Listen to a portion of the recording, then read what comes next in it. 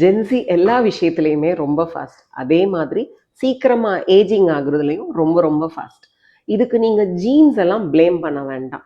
இதுக்கு main reason என்னன்னா உங்களோட லைஃப் ஸ்டைல் தான்.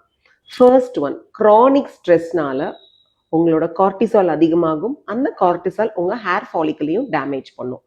நிறைய காஃபி அண்ட் டீ இதுல இருக்கிற இந்த கெஃபைனால உங்களுக்கு அதிகமான டீஹைட்ரேஷன் ஆகிறதுக்கான வாய்ப்பு அதிகம்.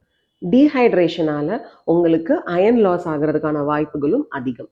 அந்த மாதிரி நிறைய சூஸியா சாப்பிடுறீங்க, நிறைய டைம் ஃபுட்டை ஸ்கிப் பண்றீங்க, அதனால நியூட்ரிஷியன் கேப் நடக்கும். ஸோ ஜிங்க், பயோட்டின், புரோட்டீன், நிறைய எசென்ஷியல் மைக்ரோ நியூட்ரிஷன்ஸும் உங்களுக்கு உணவால கிடைக்கிறது கிடையாது. அப்புறம் late night sleep and excessive blue light exposure, உங்கள் மொபைல்ல இருந்து, உங்கள் ஸ்க்ரீன்ல இருந்து, உங்கள் டிவியில இருந்து, இதெல்லாம் எக்ஸசிவாக இருக்கிறனால உங்களோட மெலட்டோனின் சைக்கிள் அஃபெக்ட் ஆகுது. ஸோ உங்களுக்கு ஸ்கின் அண்ட் ஹேர் ரிப்பேர் நடக்கும் பாடியில், அதுவும் அஃபெக்ட் ஆகுது.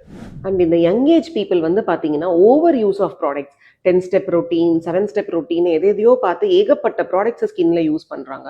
So over usage of products என்ன பண்ணுதுன்னா உங்களோட நேச்சுரல் ஸ்கின் பேரியரை அஃபெக்ட் பண்ணிடுது.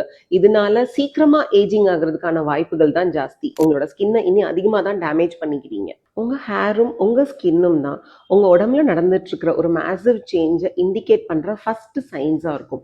அதனால எக்ஸசிவ் ஹேர் ஃபாலையோ இல்லை ஸ்கின்ல ஏர்லியாக வர்ற ஏஜிங் சைன்ஸையோ இக்னோர் பண்ணாதீங்க. உங்கள் ஹேர் அண்ட் ஸ்கின் எக்ஸ்பர்ட்டை விசிட் பண்ணி இந்த பிரச்சனைகளுக்கெல்லாம் ஒரு ஈஸியான சொல்யூஷனை அரைவ் பண்ணிக்கோங்க.